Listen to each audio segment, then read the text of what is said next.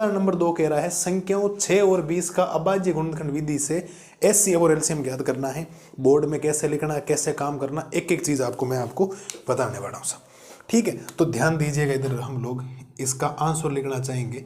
और जब भी आप लोग आंसर लिखनेंगे तो पहले आपको जो भी विधि दी गई है उस विधि का नाम लिखेंगे। आप लिखेंगे अभाज्य गुणनखंड, क्या लिखेंगे, अभाज्य गुणनखंड विधि से, क्या लिखेंगे आप लोग, अभाज्य गुणनखंड विधि से। तो अभाज्य गुणनखंड विधि से पहले जो दो संख्याएं आपको दे रखी है उनके हम लोग करेंगे अभाज्य गुणनखंड।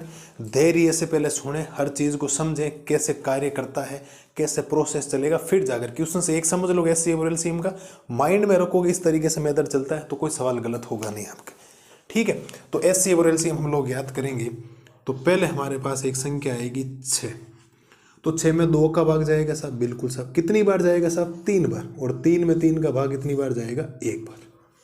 ठीक है, फिर हमारे सामने एक संख्या आएगी 20, कौन सी संख्या आपके पास, 20, तो 20 में 2 का भाग जाएगा, तो 2 का भाग जाते कितनी बार जाएगा, 10 बार, 10 में वापस 2 का भाग जाएगा, बिल्कुल साहब, कितनी बार, 5 बार, और 5 में 5 का भाग कितनी बार जाता है, 1 बार जाता है। ठीक है, आप लिखोगे चूंकि, क्या लिखोगे, चूंकि ये जो 6 है इसको लिखने का तरीका हो गया 2 की घात 1, 3 की घात 1, और ये जो 20 है इसको लिखने का तरीका हो गया 2 की घात 2 और 5 की घात कितनी, 1। यहां तक तो आपको समझ में आना चाहिए कि एचसीएफ और एलसीएम बाद की बात है, पहले अभाज्य गुणनखंड आपको आने चाहिए, तो छोटी छोटी क्लासों में हम लोगों ने पढ़े हैं। 6 को हमने लिख दिया 2 की घात 1, 3 की घात 1, 20 को हमने लिख दिया 2 की घात 2 और 5 की घात 1। ठीक है, अब यहां से मुझे निकालना है एचसीएफ। पहले आप लिखोगे अतः एचसीएफ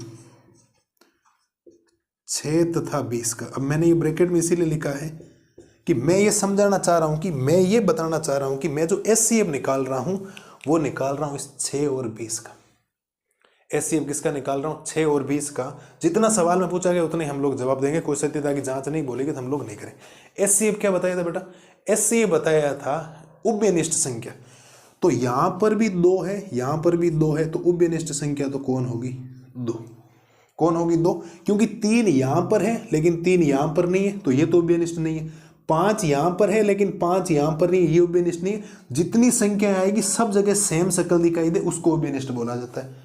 उभयनिष्ठ संख्या ली और इस उभयनिष्ठ संख्या की सबसे कम घात लेनी, तो उभयनिष्ठ संख्या की यहाँ 2 की घात 1 है, यहाँ 2 की घात कितनी है, 2, तो कम कितनी, 2 की घात 1, और 2 की घात 1 का मतलब उत्तर कितना हो गया, 2 हो गया। 2 की घात 1 का मतलब उत्तर कितना हो गया, 2 हो गया। बात समझ में आई कि नहीं है। अब इसका निकालना आपको एलसीएम, क्या निकालना, इसका एलसीएम निकालना 6 तथा 20 का। क्या निकालना है, 6 तथा 20 का एलसीएम निकालना है। एलसीएम में जो जो संख्याएं आपने काम में ली सारी लेनी। तो अभाज्य गुणनखंड हमने 2 भी काम में लिया, 3 भी काम में लिया और 5 भी काम में लिया।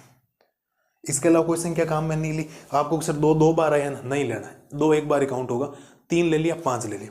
अब ये जो संख्या सभी ली है इनकी आपको लगानी अधिकतम घातांक। क्या लगानी, अधिकतम घातांक। तो 2 की यहाँ घात 2 है, यहाँ 1 है, तो अधिकतम कितनी होगी, 2। 3 की अधिकतम 1 है, न्यूनतम भी 1 है, 3 की तो 1 ही लगेगी, 5 की कितनी लगेगी, 1। 2 की घात 2 का मतलब 4 गुणा, ये हो गया 15। उत्तर कितना आ गया, 60। उत्तर कितना आ गया, 60। मिला लो साहब उत्तर, मिला लो। इस उत्तर को आराम से मिला सकते हो एनसीईआरटी में। मैंने किस हिसाब से करवाया, एनसीईआरटी ने किस हिसाब से करवाया, फर्क देख सकते हो आप लोग। बात पल्ले पड़ी कि नहीं पड़ी बताओ। जब भी एचसीएफ और एलसीएम पूछे, जितनी संख्याओं का पूछे, या तो 2 संख्याओं का पूछेगा या 3 संख्याओं का पूछेगा। आपका एक ही काम है, पहले अभाज्य गुणनखंड, 2 का भाग लगाओ, 3 का लगाओ, 5 का लगाओ, 7 का लगाओ। भाग प्रोसेस के हिसाब से होगा, पहले छोटी संख्या का भाग लगेगा फिर बढ़ते जाएगी संख्या। ठीक है, भाग लगाए फिर उनको अभाज्य गुणनखंड की घातों के रूप में लिखो। तो इस प्रकार से हम घातों के रूप में लिखेंगे। एचसीएफ क्या होता है, जो शक्ल दिखाई दे रही है उसमें उभयनिष्ठ संख्या।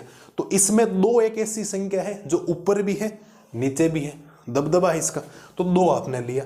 अब 2 की यहाँ घात 2 है, यहाँ कितनी है, 1। आप फिर से कंफ्यूज हो जाओगे कि 1 लूं या 2 लूं, 2 की घात। तो एचसीएफ में लेना होता है न्यूनतम घातांक, छोटी वाली घात। तो 2 की घात 1 मतलब 2। एलसीएम में सभी संख्या तो 2 भी है, 3 भी है, 5 भी है, 2 भी है, 3 भी है और 5 भी है। इसकी कौन सी घातांक ज्यादा बड़ी?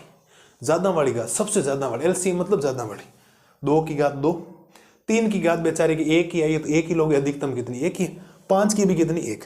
2 की घात 2 का मतलब 4, 5 को 3 से गुणा करोगे 15 और 15 को जब 4 से गुणा करोगे उत्तर आ जाएगा 60।